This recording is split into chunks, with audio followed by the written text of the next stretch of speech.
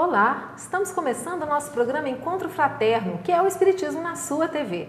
Hoje tendo a alegria de receber para um bate-papo a bióloga, nossa amiga, Júlia Wilson de Sá Roriz.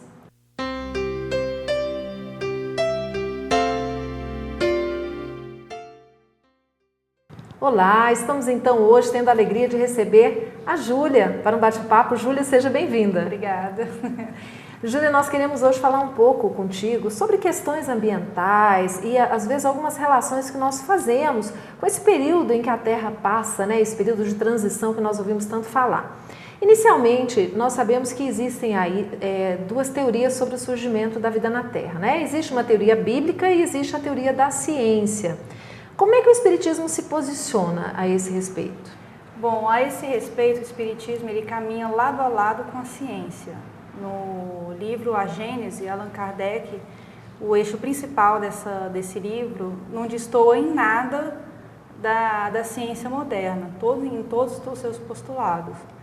O Kardec, ele faz uma comparação entre os dias da criação, apresentado na Bíblia de uma maneira simbológica, com as eras geológicas apontadas pela ciência. E mostra nessa comparação que não há incompatibilidade nenhuma entre ciência, entre o ensino científico, né, e o ensino religioso.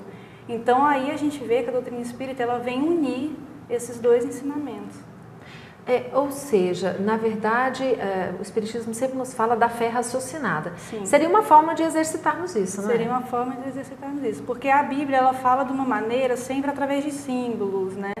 Então, ela fala da criação em 7 dias, aí Allan Kardec fala das 7 eras, na verdade 6, porque no 7º dia Deus concluiu a obra e descansou.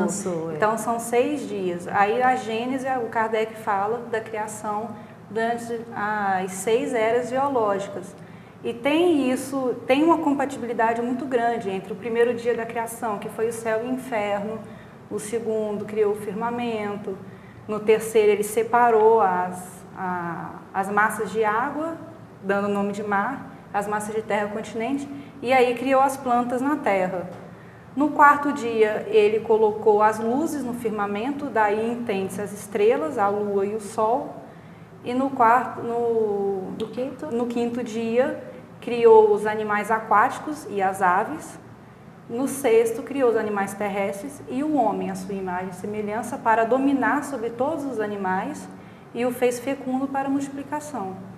E nisso a ciência entra como a teoria científica mais aceita, é a do Big Bang, né? Uma explosão que ocorreu há 4,6 bilhões de anos e que dessa explosão surgiu todas as galáxias e os sistemas. Com o passar dos milhões de anos, então seria um dia para Deus, seria milhões de anos, né? Na escala científica, na escala da Terra. Criou, com o esfriamento da Terra durante os bilhões de anos, a liberação de vapor d'água e gases, a superfície da Terra foi se esfriando, se solidificando, formou a atmosfera e acúmulos de carbono deu origem aos primeiros compostos orgânicos, que depois de milhões de anos, deu origem à vida. E o Kardec, na Gênese, ele separa muito bem as eras em itens, explicando direitinho e dá para encaixar direitinho com a explicação bíblica. Vem assim, unir os dois mesmo. Que nem eu estava conversando com meu pai hoje, ele falou, a doutrina espírita vem para pegar aqui, religião, vem aqui, ciência, vem aqui. Vocês estão juntas, vocês compactuam da mesma ideia, vocês só apresentam as ideias de maneiras diferentes. E é isso. Olha que bacana, não é? Bacana. Bom, nós sabemos também que algumas pessoas, diante de os espíritos tanto nos alertarem sobre essa fase de transição, que o planeta está mudando, né, deixando de ser mundo de expiações e provas, se transformando num mundo de regeneração. Algumas pessoas que acreditam que grandes transformações acontecerão agora em breves tempos. Algumas até pessoas que não são espíritas, mas que são muito místicas, acreditam até mesmo em possibilidade do fim do mundo, né, em função de outras informações. O que você nos diz? O Espiritismo concorda com isso? Será que vão acontecer grandes coisas assim para nós? Bom, Divaldo Pereira Franco, numa palestra em Salvador, no ano de 2006, eles nos passam a informação de Joana de Ângeles, que esse período de transição do mundo de expiação e prova para regeneração será entre os anos de 2012 e 2052. Mas que nesse período vão ocorrer transformações, mas as transformações as principais serão morais e intelectuais. Então essas grandes catástrofes que falam fim de mundo, não acredito que tenha relação nenhuma com isso. Mesmo porque, se nós formos observar aí a história, a cada mudança de século, não é? Crê-se em fim de mundo e nunca acabou nada, nunca não é? Acabou por nada. Que seria agora, não é? É verdade, não tem por que ser agora, né? Agora que está começando a mudar, vai para o mundo de regeneração, então agora que vai começar a ficar bom, né? Vai melhorar muito o crescimento moral das pessoas, o intelectual, o avanço intelectual que nós vamos ter agora. Já temos nos últimos 50 anos tido um avanço tecnológico impressionante, daqui para frente também só tem que melhorar, junto com o avanço moral das pessoas. Então, não tem por que ser o fim do mundo agora, não. É verdade. Júlia, algumas pessoas até entendem que esses grandes acidentes, desastres ambientais, como os deslizamentos de terra que mataram, né, centenas, milhares de pessoas, tsunamis, terremotos, esses grandes acidentes coletivos, não é, que provocam mortes coletivas. Alguns diriam que já seria efeito dessa transição, dessa mudança. Você acredita que seja realmente dessa forma? Eu acredito que não. Eu acredito que essas grandes catástrofes que nós temos são consequências da degradação ambiental e aquecimento global. Por exemplo, grande quantidade de furacão que está tendo, de tsunami, corredeira, deslizamento de montanha, isso tudo são consequências da degradação ambiental que está ocorrendo há muito tempo, começou há alguns anos, então agora a gente está vendo o resultado, porque a degradação ambiental, o resultado dela é a longo prazo, então a gente está vendo o resultado agora. E o fato de morrer milhões de pessoas sempre, além de ser uma calamidade, são fatos que aquele conjunto de pessoas que estava lá estava programado para passar por essa situação. Isso, acordo a lei e reação, né? Lei de ação e reação, que é uma lei divina. Então não tem porque é o fim do mundo, não vai ser. É interessante, eu ouvi há algum tempo atrás um estudioso dizendo que, na verdade, esses eventos da natureza, eles sempre ocorreram. Não é? Nós vamos considerar que hoje em dia a mídia está divulgando mais e talvez o número de pessoas envolvidas também seja proporcional ao aumento da população. Ao aumento populacional, exatamente. E como a população está crescendo muito, não tem espaço para onde crescer, então vai desmatando mais e tem aquela montanha ali, só tem árvore. Vamos acabar com a árvore, vamos crescer. Ele parece um bom lugar, não tem mais por onde crescer, às vezes é nem de maldade, não tem por onde mais a cidade crescer, vamos ocupar esse espaço.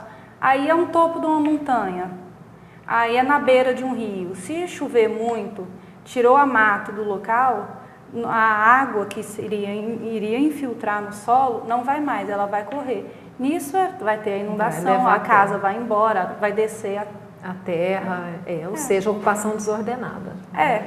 Ocupação desordenada. Bom, nós estamos falando então sobre questões ambientais com a Júlia e nós vamos para um breve intervalo, mas retornamos daqui a pouquinho. Fique aí.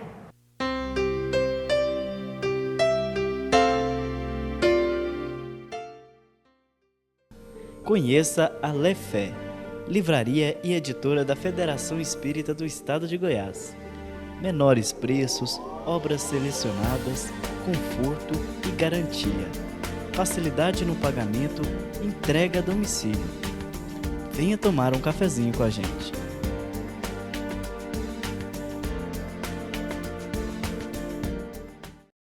Olá, visite a Feira de Livros Espíritas na Praça dos Bandeirantes, em Goiânia, de 2 a 6 de setembro, das 8 às 18 horas.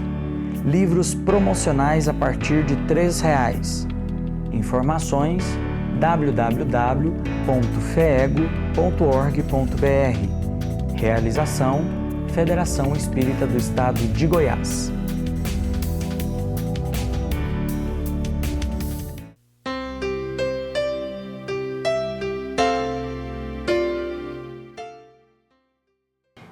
volta hoje tratando sobre questões ambientais e a solução de vida aqui no nosso planeta.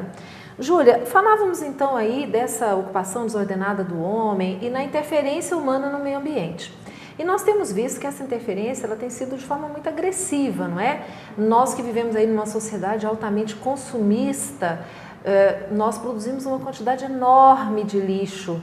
Como é que nós podemos lidar com essa situação? Essa questão, por exemplo, do lixo que nós produzimos.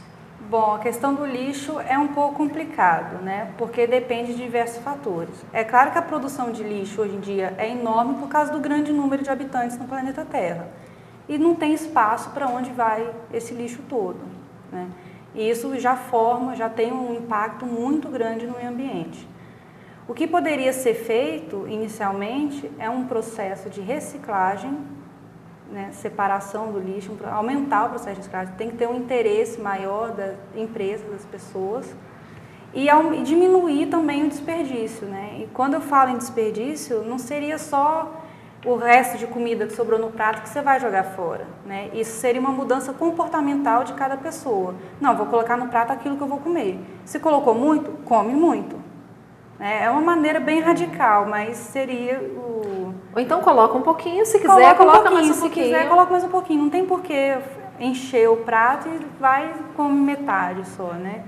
Tem também esse desperdício de comida. O Brasil é um dos campeões de desperdício de alimento, né? Acho que é porque tem muita abundância de fruta, verdura, então o desperdício é enorme. Temos também desperdício, que eu vejo muito andando pelas ruas de Goiânia, no meu trabalho, desperdício de obra, restos de obra. O pessoal comprou muita telha, comprou muito tijolo, comprou muita areia, nessa época de chuva, né? Tem que comprar mais areia também, brita, cimento, vai tudo para o entulho. Esse entulho vai para onde? Para a beira de córrego. E vai ficando por lá, ou então vai para o lixo comum. Esse tipo de material tem que ter um lixo adequado, separado, indo para o lixo, vai para aterro sanitário, no aterro não tem preparo para ter esse tipo de lixo, seria mais o lixo úmido, né? Seria o orgânico. E nós temos também um grande problema de lixo hoje em dia, é o lixo tecnológico, né? Que tem uma máquina nova, sai um aparelho novo, a gente vai fazer o quê? Eu quero.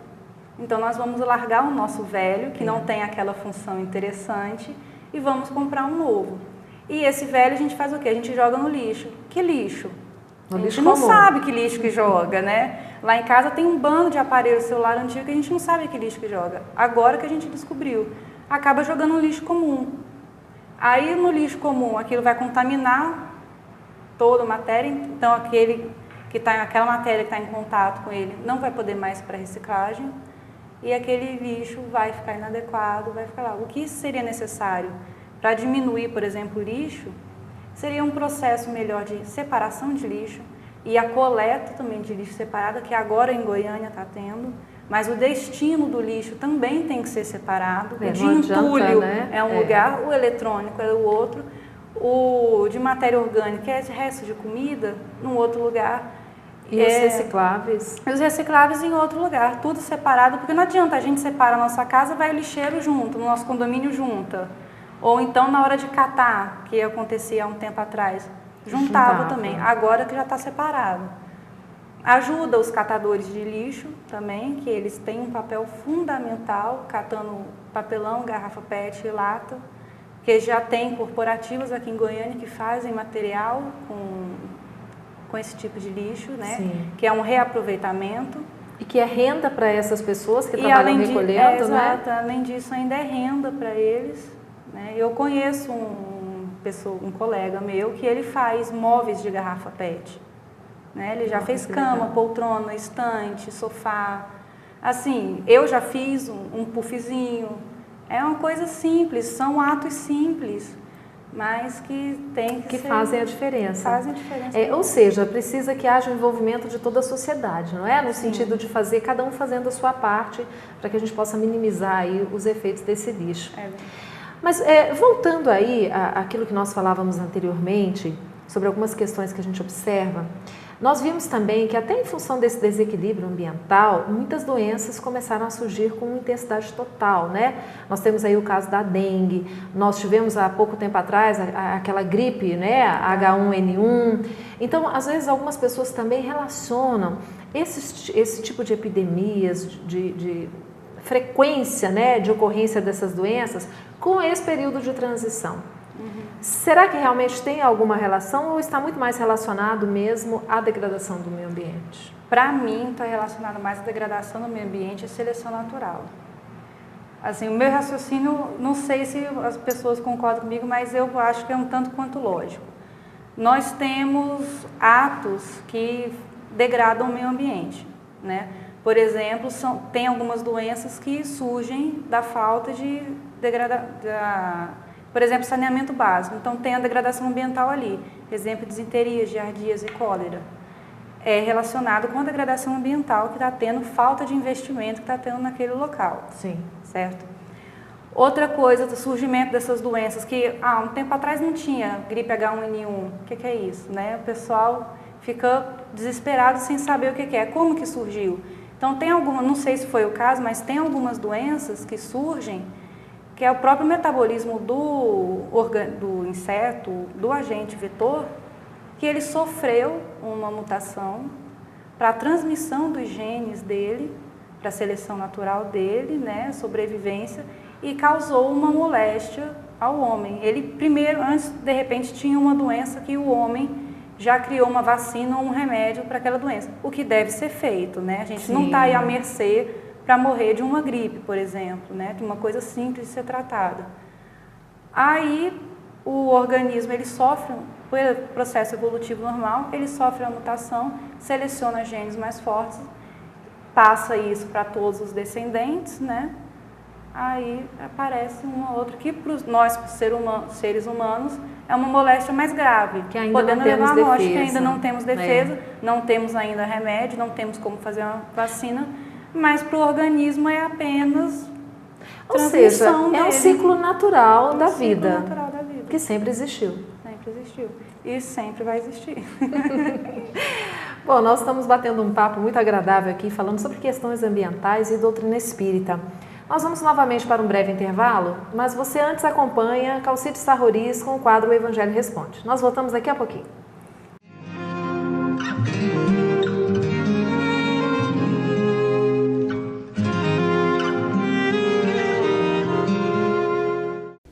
Em Mateus, capítulo 18, no versículo 7, há uma informação de Jesus a respeito do escândalo.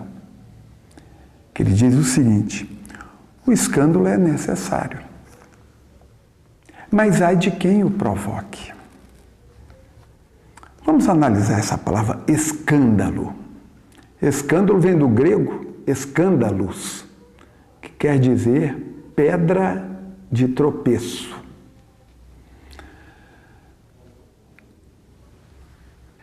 Escorregar, cair, que no latim originou a palavra peccare, pé de pés mesmo, e cadere é cair, cair por causa dos pés, ou seja, porque tropeçou. Escândalos e pecado. Numa tradução aí. Mas Jesus diz que o escândalo é necessário. E muita gente imagina que o escândalo é desejável. Não. Jesus diz que o escândalo é necessário. Às vezes, determinadas ocorrências são necessárias porque já chegaram num ponto tal que torna-se necessário que elas aconteçam. São inevitáveis. Analisemos a guerra. O que é a guerra? Alguém definiu a guerra como o vômito social. Ou seja, a pessoa come demais e aí há necessidade de se eliminar um pouco. Guerra é isso, é o escândalo pelo acúmulo, pela ingestão de armas, de ambição, de desejo de espoliação e tudo mais. Então Jesus ensina que o escândalo é necessário em face ainda da nossa inferioridade moral. Mas sendo necessário, ele lamenta ao dizer: ai daquele que o provoque. Dizendo para todos nós que, sendo necessário em face da nossa inferioridade, ainda existe uma situação de ajuste, de acerto, de experiências um tanto ou quanto dolorosas, para que a pessoa se ajuste perante a lei maior, a lei de Deus, diante do escândalo que tenha vindo a provocar. O Evangelho responde.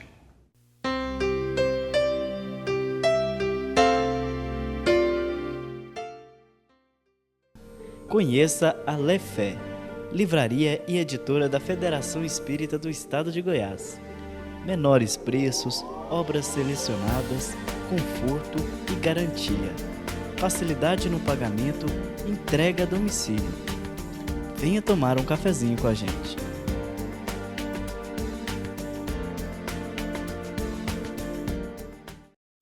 Olá! Visite a Feira de Livros Espíritas na Praça dos Bandeirantes, em Goiânia, de 2 a 6 de setembro, das 8 às 18 horas. Livros promocionais a partir de R$ 3,00. Informações www.feego.org.br. Realização: Federação Espírita do Estado de Goiás.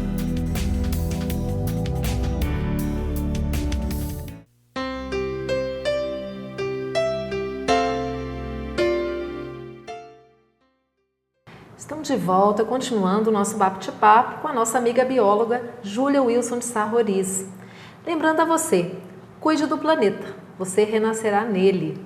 Este, inclusive, Júlia, é um dos temas que nós abordaremos no nosso próximo Congresso Espírita Estadual, no Carnaval de 2012. Nós aproveitamos para convidá-lo a participar conosco.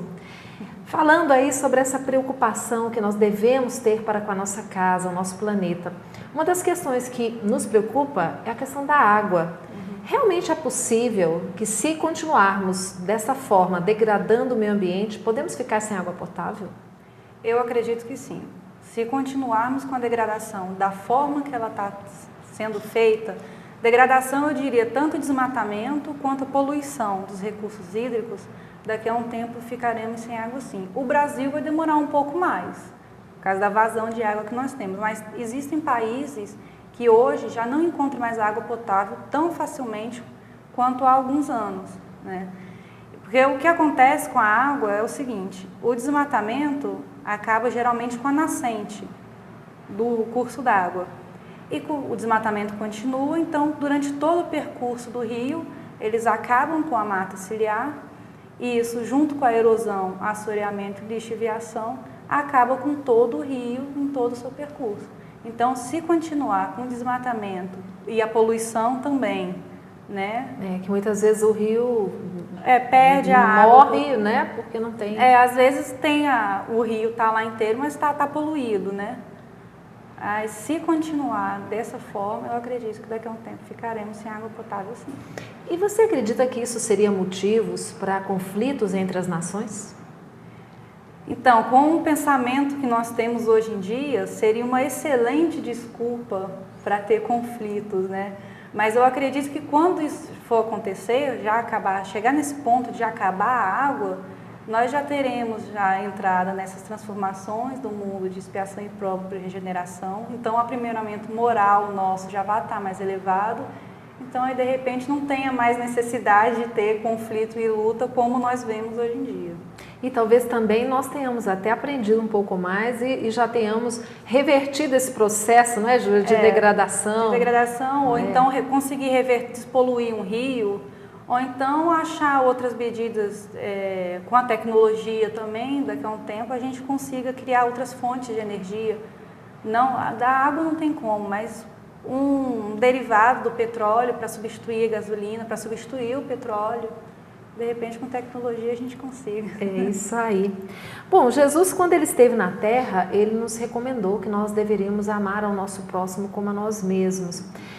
Você acredita que, talvez então, em função de nós ainda não conseguirmos esse amor que Jesus nos recomendou, é que nós às vezes tomamos atitudes sem nos preocuparmos com as consequências que elas vão gerar para as futuras gerações? Com certeza.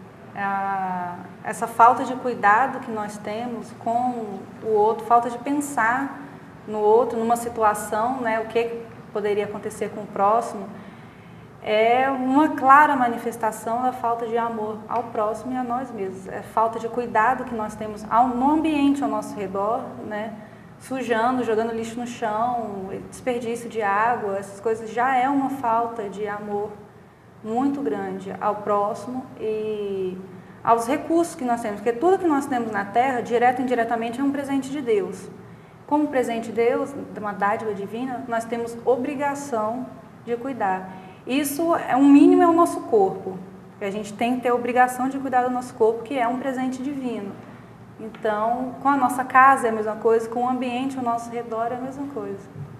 Olha só a nossa responsabilidade nesse processo, não é? É gigante. E nós observamos que hoje, né, você falava anteriormente sobre aí os avanços tecnológicos, que são realmente muito expressivos, principalmente aí nos últimos anos. Por que mesmo com tanto recurso tecnológico, com tanto avanço científico, nós ainda não conseguimos explorar os recursos naturais, mas de forma a não agredi-los como temos feito? Então, isso é uma pergunta meio complicada. Na verdade, o que a gente tem que primeiro esclarecer é a diferença entre exploração e degradação. Toda exploração gera uma degradação, mas nem toda degradação vem de uma exploração, né? A humanidade, para ter o seu desenvolvimento, teve que explorar e teve uma certa degradação. À medida que foi crescendo o número de pessoas e aumentando a exploração, foi aumentando a degradação. Se não tivesse acontecido isso, nós estaríamos morando em cavernas até hoje. Então, é uma coisa necessária. A exploração de recursos naturais é necessária para qualquer atividade humana. O que a gente pode fazer é associar tecnologias até sustentáveis para diminuir o impacto ambiental de qualquer tipo de exploração. Aí, nisso, entra a questão da sustentabilidade, que o pessoal olha de uma maneira meio equivocada, né? Às vezes, tem pessoas que acham que sustentabilidade é não explorar mais. Não é isso. É explorar os recursos naturais de uma maneira que vai gerar o mínimo dano ambiental possível e que garanta a prevalência dos recursos minerais para as futuras gerações. Nós temos tecnologias para isso? Temos. O que nós não temos é o interesse na aplicabilidade dessas tecnologias. Porque o que a gente pensa, a gente não vê a degradação a curto prazo. A gente vê resultado a longuíssimos prazos, né? Então, a gente não preocupa lá na frente com o que vai acontecer. Aí eu acho que já encaixa também a falta de amor, né? Que já tem. A gente não pensa muito nisso. Então, não tem muito... Agora que está começando a ter um interesse maior nisso, porque estão vendo que a coisa é realmente séria, séria, né? E os recursos estão acabando. Aí agora que estão começando, já tem tecnologias, algumas são simples. Se você tem uma área que está degradada, dependendo do nível de degradação, é só cessar a atividade lesiva que o meio ambiente já se regenera. Isso é fantástico na natureza. É, né? fantástico. Às vezes, se não regenerar por conta própria, ajuda fazendo um plantio. É simples também fazer o plantio, fazer a manutenção, que volta ao estado próximo ao que era antes de iniciar a degradação. Muito bem, Júlia, nós queremos te agradecer muito por ter estado aqui conosco, trazendo aí os seus conhecimentos e a sua experiência. Eu que agradeço. E nós lembramos a você, cada um de nós temos o dever de fazer a nossa parte como cidadãos, principalmente porque sabemos da existência da reencarnação. Esse planeta é a nossa casa, nesta vida, nas próximas vidas. Então, cuidemos melhor do nosso planeta. Uma boa semana para todos vocês. Fiquem com Deus.